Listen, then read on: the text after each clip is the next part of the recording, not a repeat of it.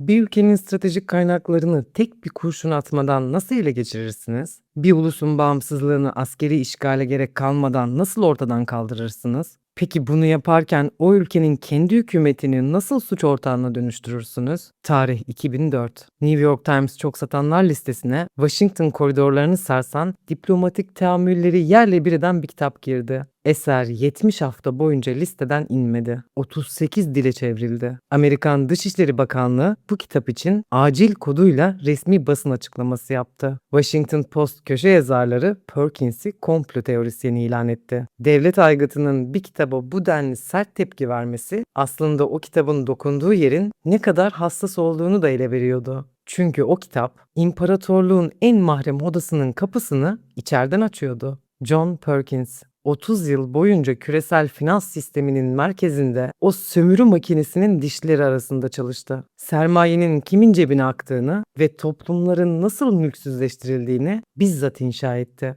Bu kitabı yazmak için 20 yıl bekledi. 4 kez başladı, 4 kez yazmayı bıraktı. Her bırakışın arkasında ya bir tehdit telefonu vardı ya da masasına bırakılan yüklü bir rüşvet zarfı. Sisteme hizmet ettiği sürece konforu garantiydi. Suskunluk 11 Eylül 2001 sabahı İkiz Kulelerin çöküşüyle bitti. Perkins, parçası olduğu sistemin yarattığı küresel öfkenin bedelini binlerce masumun canıyla ödediğini gördü. O gün masasına oturdu ve son kez yazmaya başladı. 20 yıl boyunca susan bu adam, dünyayı sarsan o kitapta ne anlatmıştı? Ama önce kahvemizi hazırlayalım. Sistem Mimarları serimizin bu bölümünü Shark Ninja Türkiye sunuyor. Kesintisiz odaklanma gerektiren araştırmalarım sırasında en büyük yardımcım Ninja Lux Cafe Premier Espresso makinesi. Entegre kahve öğütücüsü taktığım portafiltreyi anında tanıyor ve ekranda en doğru öğütme ayarını gösteriyor. Filtre kahve, espresso bazlı kahveler ve cold brew yapabilen üçü bir arada özelliğiyle hata payını tamamen ortadan kaldırıyor.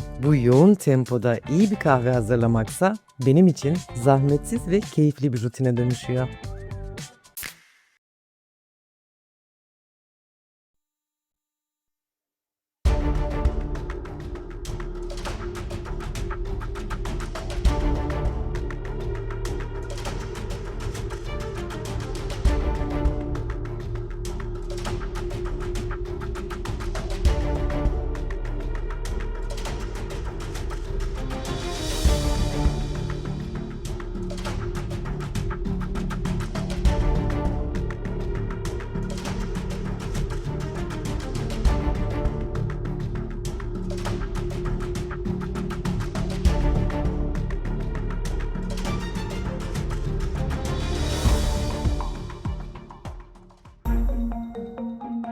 Bir Temmuz 1944, New Hampshire'ın Mount Washington Oteli'nde 44 ülkeden 730 delege toplandı. Masada dünyanın kaderini belirleyecek iki zıt ekonomik doktrin çarpışıyordu. İngiliz ekonomist John Maynard Keynes, uluslararası ticarette kullanılmak üzere tarafsız bir para birimi önerdi. Bankor, ticaret fazlası veren ülkeleri de sorumlu tutan, küresel dengesizlikleri frenleyen bir sistem. Karşısında ise Amerikan heyetinin başı Harry Dexter White oturuyordu. White'ın planı netti. Dolar dünyanın tek rezerv parası olacak ve doğrudan altına endekslenecekti. İkinci Dünya Savaşı Avrupa'yı ve Asya'yı enkaza çevirmişti. Amerika'nın tek bir fabrikası bile bombalanmamıştı. Dünyanın en büyük alacaklısı ve küresel altın rezervlerinin 2/3'ünün sahibi olarak o masaya oturan Washington karşısında 43 ülke bu mutlak dolar diktasını sessizce kabul etmek zorunda kaldı. Amerikan doları 35 doları bir ons altına endekslenerek küresel ticaretin tek geçer akçesi ilan edildi.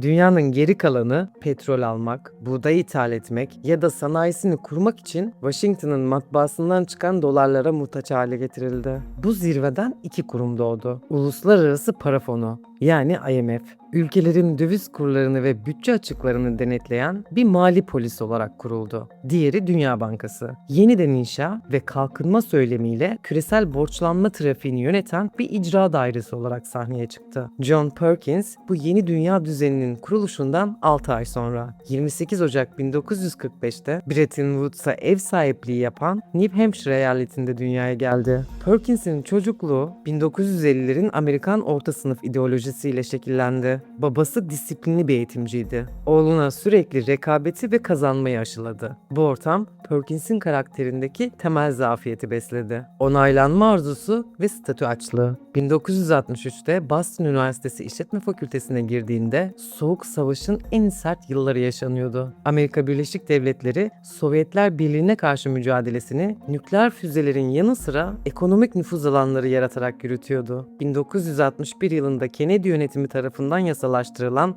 dış yardım yasası ve bu yasanın icra kolu olan USAID bu stratejinin finansal silahıydı. USAID görünürde yoksul ülkelere kalkınma yardımı götüren bir sivil kurumdur. Gerçekte ise Washington'ın hedef ülkelerin ekonomik ve politik yapısını Amerikan çıkarlarına göre biçimlendirmek için kurduğu federal dış yardım ajansıdır. USAID'in asıl işlevi bu ülkelerin piyasalarını Amerikan şirketlerine açacak altyapı projelerini finanse etmekti. Üniversite kampüsleri 1960'ların sonunda protestoların yanı sıra istihbarat servislerinin de en yoğun çalıştığı sahalardı. Perkins'i henüz öğrenciyken radarını alan kurumsa NSA'ydı. NSA, Amerika'nın sinyal istihbaratından sorumlu en büyük gizli dinleme ve elektronik gözetim kurumudur. Telefon hatlarından telsiz trafiğine kadar dünyanın iletişim altyapısını izler. NSA'in Perkins'e uyguladığı mülakatlar standart personel alım süreçlerinden tamamen farklıydı. Yalan makinesi testleri, kişilik envanterleri, soy araştırmaları. Kurumun aradığı profil belliydi. Zeki, hırslı, otoriteye saygılı ama ahlaki sınırları esnetebilen, macera arayışı yüksek gençler. NSA bu profilleri doğrudan devlet memuru yapmak yerine sivil maskeli yapılar üzerinden sahaya sürüyordu. Operasyon açığa çıkarsa devletler tüm sorumluluğu reddedecekti. Perkins'in ilk sivil maskesi Barış Gönüllüleri Teşkilatı'ydı. 1968'de Ekvador'un Amazon ormanlarına, Oriente bölgesine gönderildi. Görünürdeki görevi yerel halka tuğla yapımını öğretmek ve kooperatifler kurmaktı. Perde arkasında ise Perkins'in raporları bölgedeki Amerikan petrol şirketlerinin strateji masasına gidiyordu. Ekvador o yıllarda büyük petrol rezervlerinin keşfedildiği bakir bir sahaydı. Petrolün çıkarılması için ormanın derinliklerine yollar yapılması, boru hatlarının döşenmesi gerekiyordu. Perkins'in görevi yerli halkın demografik yapısını, nehirlerin lojistik kapasitesini ve olası direniş noktalarını haritalandırmaktı. İnsani yardım adı altında yürütülen net bir endüstriyel istihbarat operasyonuydu bu. Perkins, Ekvador'da geçirdiği 3 yıl boyunca yerli kabilelerin topraklarının nasıl hukuksuzca ellerinden alındığını ve petrol şirketlerinin nasıl devlet içinde devlet gibi hareket ettiğini bizzat raporladı. 1970'in sonunda Boston'a döndüğünde Perkins artık farklı bir adamdı. Sahadaki gerçeği görmüştü. Sömürünün pratiğini bizzat yaşamıştı. Bu deneyim onu Chastity Main şirketine taşıdı. Main, Boston limanına bakan, kocaman bir binada faaliyet gösteren uluslararası bir mühendislik firmasıydı. 2000'den fazla çalışanı vardı. Şirketin asıl işlevi Dünya Bankası'nın finanse ettiği büyük altyapı projelerinin fizibilite raporlarını hazırlamaktı. Bu raporlar kredinin onaylanması için gereken teknik meşruiyeti sağlıyordu. Perkins, baş ekonomist unvanıyla işe alındı. Burada hayatını değiştirecek kadınla tanıştı. Claudine Martin. Claudine, Maine'in özel projeler departmanında görevli, keskin zekalı, üst düzey yönetici profiline sahip bir kadındı. Bu mekanizmanın en büyük hilesi olan döner kapı, yani revolving door sisteminin bizzat içinden geliyordu. Döner kapı, şirket yöneticilerinin devletin güvenlik ve ihale aygıtlarına atanıp oradan kendi eski şirketlerine milyarlarca dolarlık iş bağladıkları yasal bir rant ağıdır. Claudine, Perkins'le yaptığı birebir eğitim seanslarında ona üniversitede öğretilmeyen gerçek ekonomiyi anlattı. Sözleri netti. Görevin iki yönlüdür. Birincisi, Amerikan şirketlerine milyar dolarlık ihaleler kazandıracak projeleri gerekçelendirmek. İkinci görevin ise bu projeleri alan ülkeleri borçlarını asla ödeyemeyecekleri bir finansal iflasa sürüklemek. Claudine bu yönteme ekonomik tetikçilik adını verdi ve Perkins artık bu elit kulübün bir üyesiydi. Claudine'in Perkins'e öğrettiği en temel teknik araç elektrik yükü tahmini modellemesiydi. Bir ülkeye enerji santrali kurmak için Dünya Bankası'ndan kredi istenecekse, o ülkenin gelecekte bu enerjiye ihtiyaç duyacağı kanıtlanmalıydı. Perkins'in görevi bu ihtiyacı matematiksel olarak üretmekti. 1971 yılının yaz aylarında Perkins ilk büyük görevi için Endonezya'ya, Java Adası'na gönderildi. Endonezya, 1965'te General Suharto'nun CIA destekli darbesiyle Komünist Parti üyelerinin katledildiği, yüz binlerce insanın öldüğü kanlı bir sürecin ardından Amerikan sermayesine açılmıştı. Washington'ın Endonezya takıntısının arkasında domino teorisi adı verilen bir panik vardı. Bu teoriye göre bir ülke komünizme düşerse komşu ülkeler de birbiri ardına devrilecekti. Tıpkı sıralanmış domino taşları gibi. Vietnam'ın kaybedilme ihtimali Washington'ı Güneydoğu Asya'daki her ülkeyi birer kale olarak tahkim etmeye itiyordu. Bu yüzden Suharto diktatörlüğünü ayakta tutmak için Endonezya'ya milyarlarca dolarlık altyapı projesini ne pahasına olursa olsun pompalamak zorundaydı. Perkins, Jakarta'daki Intercontinental Oteli'ndeki odasında ve main ofisinde ekibiyle çalıştı. Görevi, Java Adası'nın gelecek 25 yıllık elektrik talebini hesaplamaktı. Mevcut ekonomik göstergeler yıllık %6-7 civarında bir büyümeye işaret ediyordu. Dünya Bankası'nın milyarlarca dolarlık krediyi onaylaması ve Maine'in mühendislik ihalelerini alması için çok daha yüksek bir oran gerekiyordu. Claude'nin talimatı kesindi. Rakamları şişir. Perkins, istatistik biliminin regresyon analizi yöntemlerini kullanarak verilerle oynadı. Petrol fiyatlarının patlayacağını, Endonezya sanayisinin bir mucize yaratacağını varsayarak büyüme oranını yıllık %17 gibi gerçek dışı bir seviyeye çekti. Bu %17'lik sahte büyüme tahmini domino etkisi yarattı. Bu kadar hızlı büyüyecek bir ekonomi için termik santraller, yüzlerce kilometrelik yüksek gerilim hatları, liman genişletmeleri gerekiyordu. Toplam maliyet milyarlarca dolardı. Perkins'in hazırladığı rapor, Dünya Bankası Yönetim Kurulu'nca sorgusuz, sualsiz kabul edildi. Çünkü Dünya Merkez Bankası Başkanı o dönemde eski ABD Savunma Bakanı Robert McNamara'ydı. Savaş bütçelerini onaylayan masadan kalkıp Dünya Bankası Başkanlığı'na oturan bir isim. Borç verenle borcu planlayan aynı çıkar grubuna hizmet ediyordu. Onaylanan krediler Washington'daki bankalardan çıktı, New York ve Boston'daki inşaat şirketlerinin hesaplarına girdi. Endonezya'ya ise bir borç senedi ve Amerikan teknolojisine tamamen bağımlı, yedek parçasını dahi ithal etmek zorunda olduğu metal yığınları kaldı. Üstelik borç senetlerinin içine gizlenmiş, Endonezya'nın bağımsızlığını kağıt üzerinde bitiren ölümcül bir detay vardı. Yetkili mahkemelerin esareti maddesi. Perkins'in hazırladığı raporlarla onaylanan kredilerin sözleşmelerine olası bir anlaşmazlıkta Washington merkezli uluslararası tahkim kurullarının yetkili olacağı şartı konulmuştu. Suharto diktatörlüğü milyarlarca dolarlık krediyi alabilmek için kendi topraklarında inşa edilen santraller üzerindeki yargı egemenliğini bizzat Amerika'ya teslim etmişti. Sömürgeci bir hukuki kelepçe Perkins'in şahitliğinde bir ulusun boynuna geçirildi. Perkins, Jakarta sokaklarında dilenen, açlıkla boğuşan insanları izlerken, otel odasında hazırladığı raporların bu insanların geleceğinin nasıl ipotek altına aldığını biliyordu.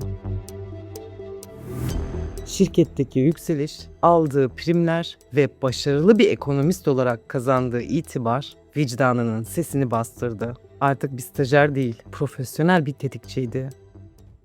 Bir sonraki hedef dünyanın en stratejik su yolu olan Panama Kanalı'ydı. Yeni görev yeri Amerikan emperyalizminin arka bahçesi ve dünyanın en stratejik geçiş noktasıydı. Perkins, Panama City'ye indiğinde ortasından tel örgülerle bölünmüş yaralı bir coğrafya buldu.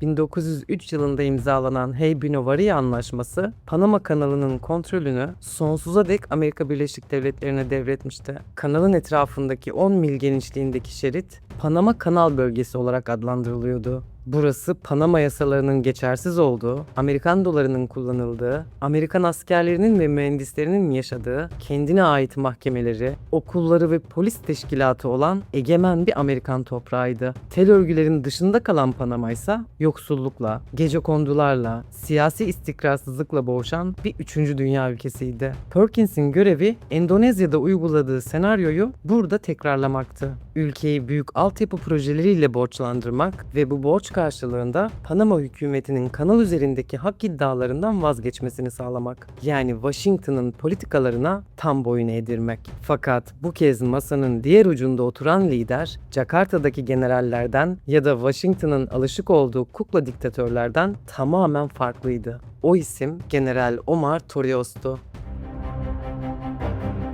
Torrijos, 1968'de kansız bir darbeyle iktidara gelmişti. Prosu ve askeri üniformasıyla tanınan karizmatik bir liderdi. Tek ideolojisi her iki küresel kampa da mesafeli duran Panama milliyetçiliğiydi. Perkins, Torrijos'la yaptığı ilk görüşmede karşısındaki adamın kişisel serveti reddettiğini, rüşvet tekliflerine kapalı durduğunu şaşkınlıkla fark etti. Torrijos, sunulan otoyol ve baraj projelerine baktı ve o tarihi cevabını verdi. Sizin şartlarınızı, borçlarınızı ve şirketlerinizin ülkemi ipotek altına alma isteğini reddediyorum. Tek talebimiz o tel örgülerin kalkması ve kanalın Panama halkına iade edilmesidir. Perkins, Torrijos'la geçirdiği aylar boyunca bir ekonomik tetikçinin en büyük kabusunu yaşadı. Dürüstlük. Torrijos, Dünya Bankası kredilerini reddetti. Japon yatırımcılarla görüşerek kanalı genişletmek için alternatif finansman modelleri aradı. Bu hamle Amerikan finans sistemine ve doların hegemonya alanına doğrudan bir saldırıydı. Torrijos, Latin Amerika'daki diğer liderleri de organize ederek Panama Kanalı meselesini küresel bir egemenlik davasına dönüştürdü. Washington'daki strateji odalarında Torrijos'un dosyası ikna edilemeyenler rafından alınıp tasfiye edilmesi gerekenler rafına sessizce kaydırıldı.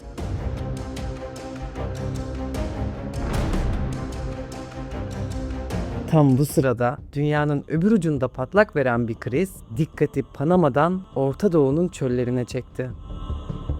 6 Ekim 1973 tarihinde Mısır ve Suriye İsrail'e saldırdı. Amerika Birleşik Devletleri'nin İsrail'e açık askeri desteği Arap dünyasında büyük bir öfke yarattı. Suudi Arabistan Kralı Faysal önderliğindeki OPEC, Batı dünyasına karşı petrolü bir silah olarak kullanma kararı aldı. Petrol ambargosu, Amerikan ekonomisinin kalbine saplanan bir hançerdi. New York borsası çöktü. Benzin istasyonlarında kilometrelerce kuyruk oluştu. Sanayi üretimi durma noktasına geldi. Bu kriz Washington için varoluşsal bir tehlikeydi. 1971 yılında Başkan Nixon'ın doların altın karşılığını kaldırmasıyla Amerikan parası zaten karşılıksız bir kağıda dönüşmüştü. Amerika'nın Vietnam Savaşı maliyetlerini karşılamak için karşılıksız bastığı muazzam miktardaki dolar, Amerikan hazinesindeki altın rezervlerini tamamen tüketmişti. Nixon şoku olarak bilinen bu kırılma, doların altınla olan sarsılmaz bağını hukuken ve fiilen koparmıştı. Şimdi bu kağıdın dayandığı sanayi gücü de petrolsüzlük yüzünden durma noktasına gelmişti. Amerikan hazinesi iflasın eşiğindeydi. Bu kaotik ortamda Washington yönetimi ve Wall Street küresel finans tarihinin en cüretkar planını devreye soktu. Doları altına değil, petrole endekslemek. Operasyonun adı SAMA projesiydi. Planın mimarı dönemin ABD Hazine Bakanı William Simon'dı. 1974 yılının Temmuz ayında Simon ve ekibi gizlice Cidde'ye uçtu. Masada tek bir teklif vardı ve bu teklif reddedilemez nitelikteydi. Anlaşma şartları son derece teknik ve kesin bir dille yazılmıştı. Amerika Birleşik Devletleri, Suudi kraliyet ailesinin güvenliğini ve iktidarını içeriden ya da dışarıdan gelebilecek her türlü tehdide karşı askeri olarak garanti edecekti. Buna karşılık Suudi Arabistan, petrol satışlarını mutlak surette Amerikan doları üzerinden yapacaktı. Bu madde dünyadaki diğer ülkelerin petrol alabilmek için önce dolar bulmak zorunda kalmasını sağlıyordu. Suudi Arabistan ise petrol satışından elde ettiği dolar fazlasını Amerikan hazine bonolarına yatırarak Amerikan devletinin borçlarını finanse edecekti. Anlaşmanın dördüncü ve en gizli maddesi paranın geri dönüşümünü içeriyordu. Hazine bonolarından elde edilen faiz gelirleri Suudi Arabistan'ın modernizasyonu adı altında doğrudan Amerikan mühendislik firmalarına aktarılacak. aktarılacaktı. John Perkins ve Main şirketi tam bu paranın geri dönüş noktasında devreye girdi. Bu para trafiğini yönetmek için Jekor adında özel bir yapı kuruldu. Perkins, Jekor'un bünyesinde çalışan Main'in baş ekonomisti olarak Riyad'a yerleşti. Görevi, Suudi Arabistan'ın petrolden kazandığı her bir doların Amerikan ekonomisine geri dönmesini sağlayacak projeler üretmekti. Perkins yıllar sonra kitabında bu dönemden bahsederken kendi ellerinin nasıl bir makinenin parçası olduğunu anladığı anı şöyle anlatacaktı. Her proje bir ülkenin geleceğini ipotek altına alan bir sözleşmeydi. Ben o sözleşmeleri yazan adamdım.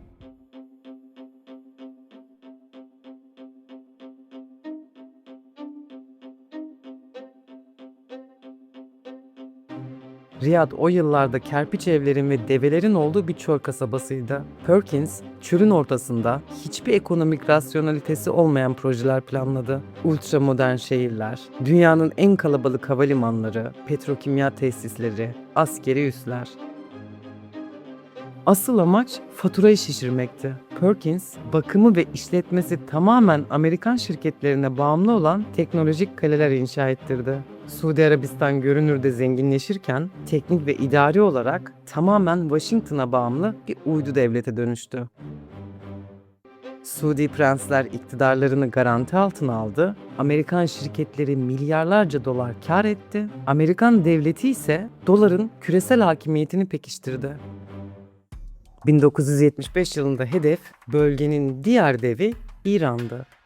İran Şahı Muhammed Rıza Pehlevi, seküler, batılı bir yaşam tarzına sahip ve bölgesel bir süper güç olma hırsıyla yanan bir liderdi. Kralların kralı unvanını kullanan Pehlevi, petrol gelirleriyle İran'ı dünyanın ilk 5 ekonomisinden biri yapmayı hedefliyordu. Bu hırs, ekonomik tetikçiler için mükemmel bir zayıf noktaydı. Perkins ve ekibi Şah'a İran'ın büyük medeniyeti vizyonunu pazarladı. Nükleer santraller, çölü yeşertecek sulama sistemleri ve en gelişmiş Amerikan savaş uçakları satıldı.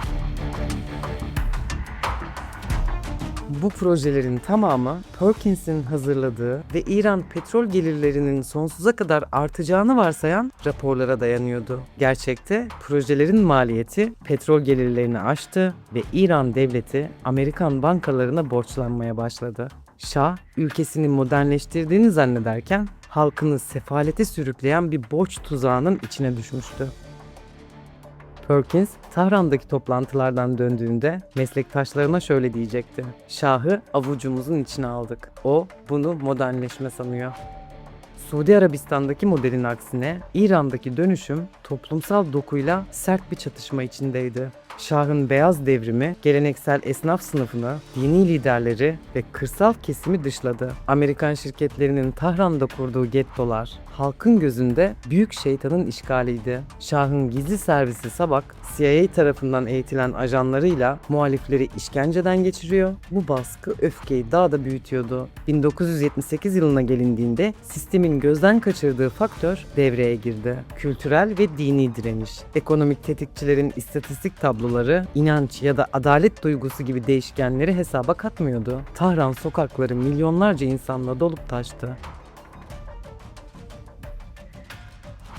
Şah, Amerikan desteğine güvendi. Washington ise kullanma tarihi dolan bir lideri kurtarmak için risk almadı.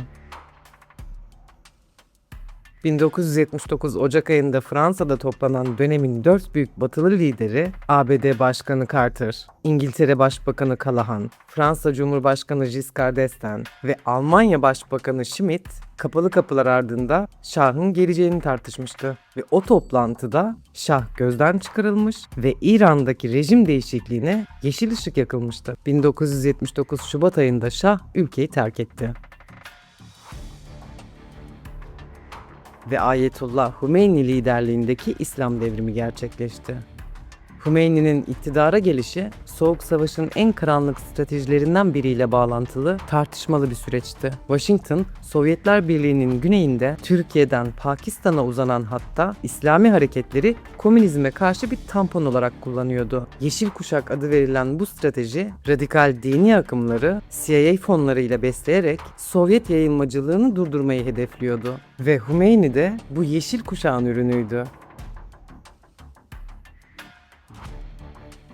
Perkins, İran'daki çöküşü izlerken sistemin kendi yarattığı araç tarafından yutulduğunu gördü. Sahte büyüme raporları yazmak bir şeydi, o raporların toplumsal patlamalara yol açtığını görmekse bambaşkaydı. 1979'un sonunda rotasını tekrar yarım bıraktığı işi tamamlamak üzere Latin Amerika'ya çevirdi. Oyunun kuralları değişmişti. Panama'da Torios ve Ekvador'da yeni seçilen Jaime Roldos, sistemin küresel şirket egemenliğine karşı birleşiyordu. Washington'da göreve gelen Reagan yönetimi ve CIA direktörü William Casey, bu direniş için ekonomik tetikçi yönteminin artık yetersiz kaldığına karar verdi. Dosyalar Perkins'in masasından alındı ve çakalların operasyon odasına devredildi. 1980'e girildiğinde Latin Amerika, Washington'ın arka bahçesi olmaktan çıkıp bağımsızlıkçı liderlerin yükseldiği bir direniş hattına dönüşmüştü. Bu hattın en zayıf ama en cesur ülkesi Ekvador'du. Ülke yıllar süren askeri diktatörlüklerin ardından 1979'da demokratik seçimlere gitti. Sandıktan zaferle çıkan isim Jaime Roldos Aguilar'aydı. Roldos henüz 30'lu yaşların başındaydı. Hitabet yeteneği güçlü, halkın sevgilisi olan bir hukukçuydu. Pero con convicciones firmes y con la decisión. Olay yerindeki teknik incelemelerse uçağın motorlarının sağlam olduğunu, düşüşün bir patlama ya da sabotaj sonucu gerçekleştiğini işaret eden bulgularla doluydu. Enkaz bölgesine ilk ulaşanlar Amerikan askeri personeli ve CIA bağlantılı yerel yetkililerdi. Deliller hızla karartıldı. Roldos'un ölümünden sonra Ekvador'daki siyasi iklim bir anda değişti. Yerine geçen başkan yardımcısı hidrokarbon yasasını hemen rafa kaldırdı. Texaco ve diğer Amerikan şirketleri Ekvador petrolleri üzerindeki imtiyazlarını geri kazandı. Roldos'un ölümü Latin Amerika'daki diğer liderlere verilmiş kanlı bir mesajdı. Bu mesajı en net okuyan kişi Panama lideri Omar Torrios'tu.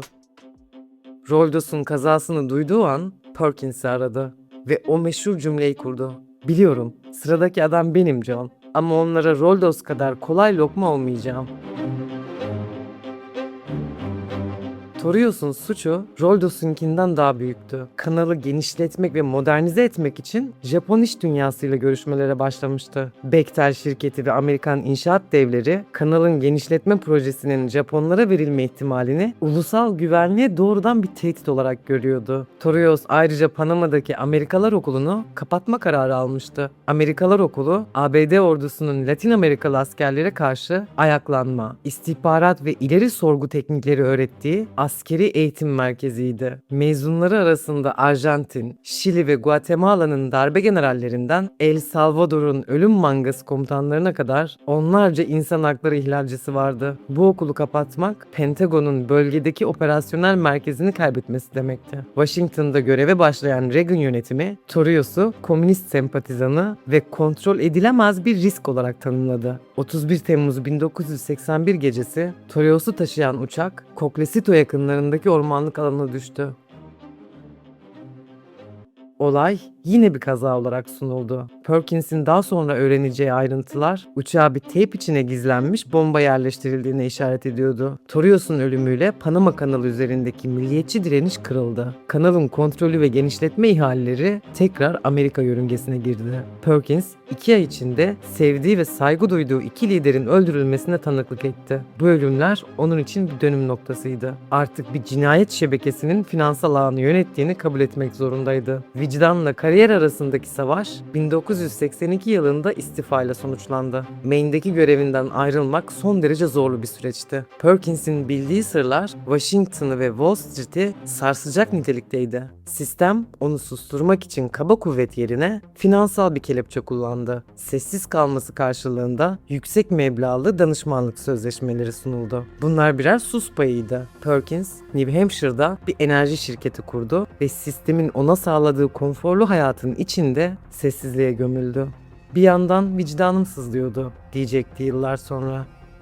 Ama rüşvetin konforuna alışmak her gün biraz daha kolaylaşıyordu. Bu sessizlik yıllarında eski meslektaşları IMF'in yapısal uyum programları adını verdiği acımasız reçeteleri tüm Latin Amerika'ya dayatıyordu. Bu programlar kredi dilimlerinin serbest bırakılması karşılığında hedef devletlerin eğitim ve sağlık bütçelerini radikal biçimde kesmesini, kamu iktisadi teşebbüslerini haraç mezat özelleştirmesini ve gümrük duvarlarını sıfırlayarak yerli üreticiyi küresel tekellerin önüne atmasını emreden birer teslimiyet belgesiydi.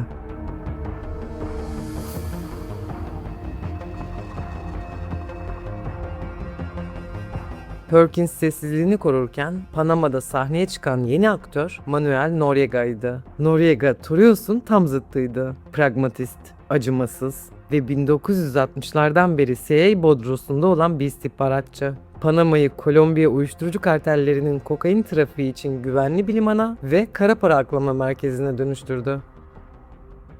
Washington 1980'ler boyunca Noriega'nın bu faaliyetlerine göz yumdu. Çünkü Noriega, Amerika'nın Nikaragua'daki solcu Sandinista hükümetine karşı yürüttüğü yasa dışı kontra savaşına lojistik destek sağlıyordu. Noriega bizim adamımızdı. 1980'lerin sonunda Noriega kontrol edilemez bir güce dönüştü. Uyuşturucu trafiğinden elde ettiği milyarlarca dolarla kendine has bir iktidar alanı kurdu. CIA'nin emirlerini sorgulamaya başladı. Küba ile flört etti. 1999 yılında kanalın tamamen Panama'ya devredileceği tarih yaklaşıyordu. Washington, kanalın kontrolünü Noriega gibi güvenilmez bir isme bırakmak istemiyordu. Noriega artık sistem için tasfiye edilmesi gereken bir yüktü. Ekonomik tetikçinin istifa ettiği, çakalların suikast planlarının başarısız olduğu noktada sistemin son aşaması devreye girdi. Lejyonerler, yani Amerikan ordusu. 20 Aralık 1989 gecesi Amerika Birleşik Devletleri tarihinin en büyük hava indirme operasyonlarından birini başlattı. Operation Just Cause. Başkan George Bush, operasyonun gerekçesini Amerikan vatandaşlarını korumak, demokrasiyi tesis etmek ve uyuşturucu kaçakçılığıyla mücadele olarak açıkladı. Asıl neden, kanalın kontrolünü garanti altına almak ve bölgedeki Amerikan hegemonyasını yeniden tesis etmekti. 27 bin Amerikan askeri Panama'yı işgal etti. Panama City'nin en yoksul mahallesi olan El Chorrillo havadan ve karadan bombalandı. Mahalle tamamen yandı. Binlerce sivil hayatını kaybetti. Noriega, Vatikan Büyükelçiliğine sığındı. Günlerce süren psikolojik harp sonucu teslim oldu. Florida'ya götürüldü, turuncu tulum giydirildi ve Amerikan mahkemesinde yargılandı. Perkins televizyonda Panama'nın bombalanmasını izlerken 1972'de Torrijos'la yürüdüğü o sokakların alevler içinde kaldığını gördü. El Chorrillo'daki yangın 1903'ten beri süregelen bir sömürge politikasının en çıplak yüzüydü. Sistem, kağıt üzerinde ikna edemediği, suikastla yok edemediği bir egemenlik sorununu binlerce tonluk bombayla çözmüştü. O geceyi hiç unutmadım, diyecekti Perkins. Televizyonda yanmakta olan mahallede yıllar önce yürüdüğüm sokakları tanıdım.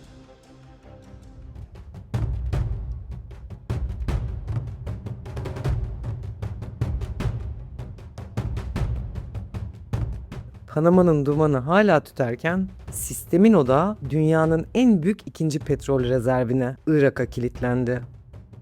Saddam Hüseyin 1980'li yıllarda İran'a karşı yürütülen savaşta Batı'nın stratejik ortağıydı. Amerikan Tarım Bakanlığı üzerinden milyarlarca dolarlık kredi garantileri sağlanmış, Bechtel firması Bağdat'ın altyapısını kurmak için büyük ihaleler almıştı. Saddam ise borç tuzağını reddetti. Petrolü millileştirme politikasını sürdürdü. Saddam'ın 1990 Ağustos'unda Kuveyt'i işgali Washington için beklenen teknik fırsattı. 1991 Çöl Fırtınası operasyonu doğrudan bir altyapı imha projesiydi. Amerikan uçakları elektrik santrallerini, su arıtma tesislerini ve köprüleri vurdu. Amaç ülkeyi sanayi öncesi çağa döndürmekti. Savaşın ardından devreye giren Birleşmiş Milletler ambargosu tarihin en acımasız ekonomik kuşatmasıydı. 1996 yılında yürürlüğe giren gıda karşılığı petrol programı Irak'ın egemenliğini fiilen bitiren bir mekanizmaydı. Irak'ın petrol gelirleri New York'taki bir emanet hesabına yatırılıyordu. Hesaptan para çıkışı Birleşmiş Milletler'in Güvenlik Konseyi'nin onayına bağlıydı. Sistem Irak'ın parasını rehin aldı ve bu parayı ülkeyi yeniden inşa edecek olan Amerikan şirketlerine aktardı.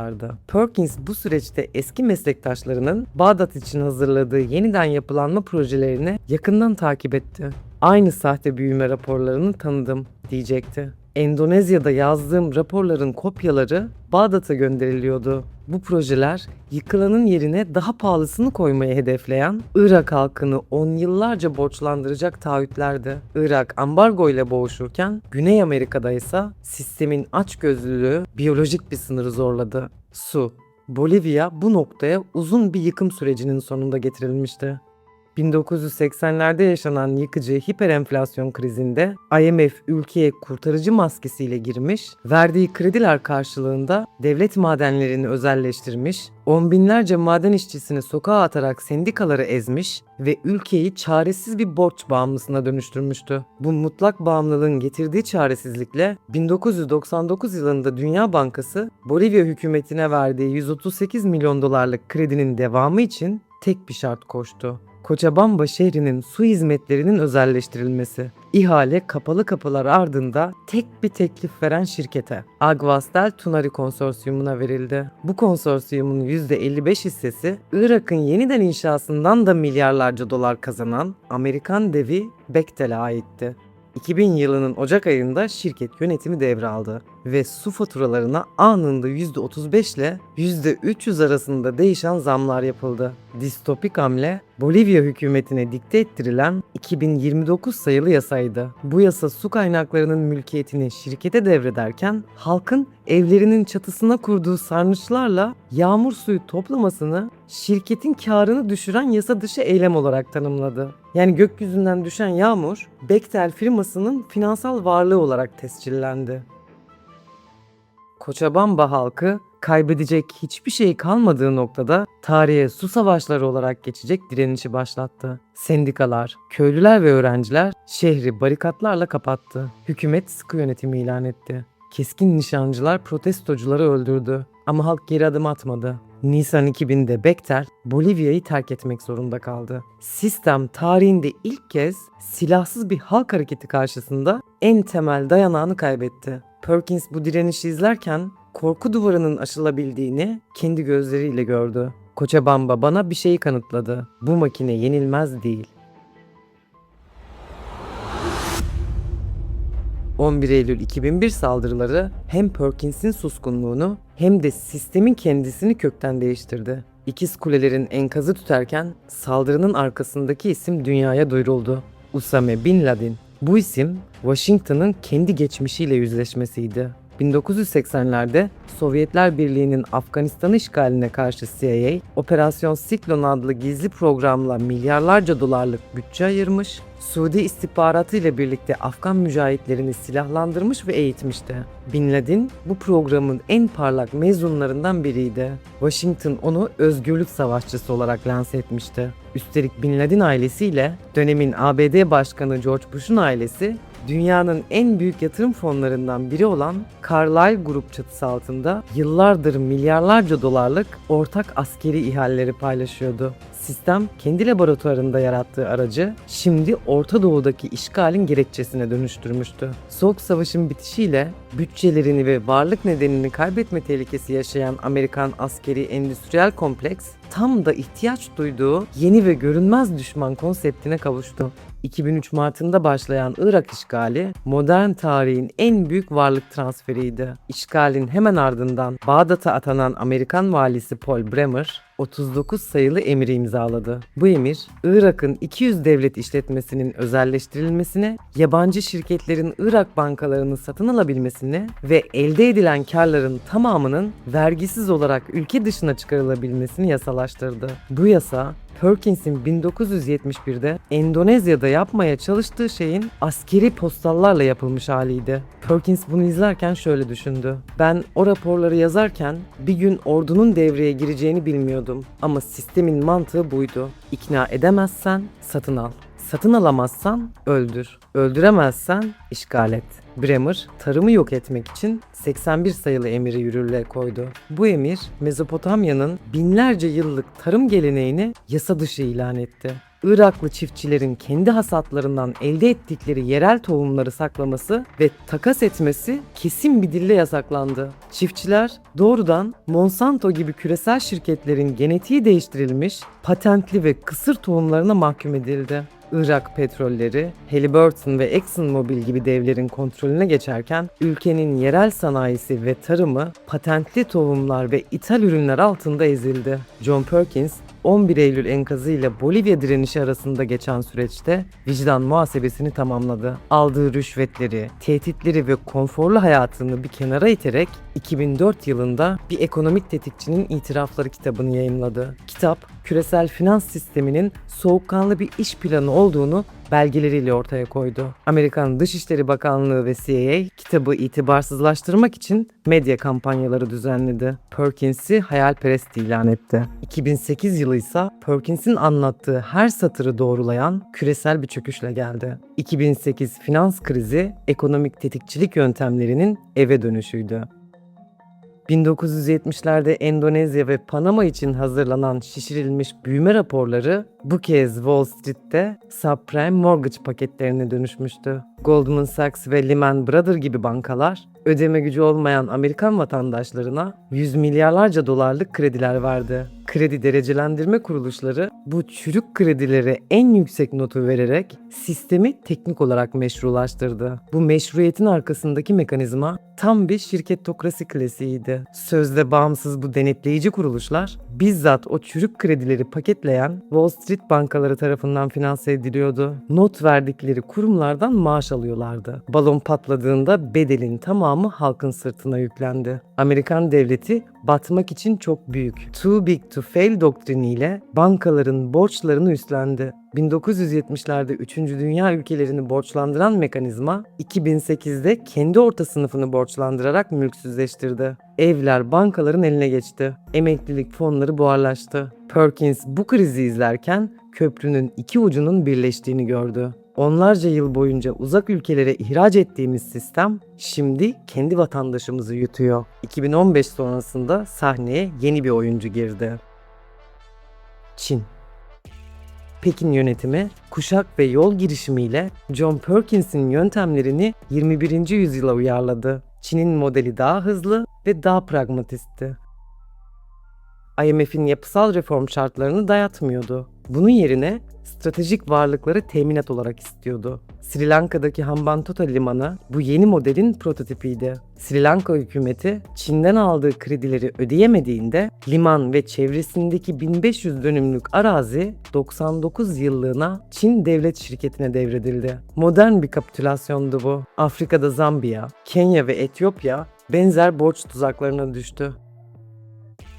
Batı buna yeşil finans ve dijital kontrolle cevap verdi. 2020 sonrası dünyada ekonomik tetikçilik artık karbon kredileri, ESG puanları ve dijital merkez bankası paraları üzerinden yürütülüyordu. Bir ülkenin kredi notu artık borç ödeme kapasitesiyle birlikte küresel iklim ajandasına ve dijital uyum yasalarına ne kadar itaat ettiğine göre belirleniyordu. Yatırımcı devlet uyuşmazlık çözümü mekanizmaları ulus devletlerin mahkemelerini devre dışı bırakarak şirketler arası sözleşmeleri anayasalardan üstün tutan teknik bir diktatörlük kurmuştu. Bir ulus devletin kendi anayasasını çöpe atıp yargı yetkisini yabancı bir kuruma devretmesi sistemi ilk kez 1965 yılında Dünya Bankası çatısı altında Washington'da kurulan ICSID ile küresel bir protokole dönüştürülmüştü. Sistem bu hukuki kelepçeyi ilk olarak 1960'larda bağımsızlığını yeni kazanan Afrika ülkeleri ve borç batağına sürüklenen Latin Amerika devletleri üzerinde test etmişti. Kredi sözleşmelerinin içine gizlenen bir maddeyle bu ülkeler topraklarındaki yabancı şirketleri kendi yerel mahkemelerinde yargılama hakkından tamamen feragat etmeye mecbur bırakılmıştı. John Perkins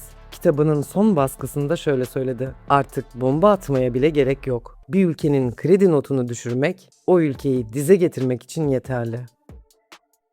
Peki Perkins'in anlattığı bu mekanizma Türkiye'ye hiç uğramadı mı? Uğradı. Hem de en başından beri. Daha Bretton Woods'un mürekkebi kurumadan 1947'de Ankara'ya inen bir Amerikan heyeti genç cumhuriyetin kaderini sessizce yeniden yazdı. Borçlandırma, özelleştirme, darbe, yapısal uyum. Perkins'in anlattığı her aşama bu topraklarda birer birer hayata geçirildi. Nasıl mı? Bu da bir sonraki belgeselimizin konusu.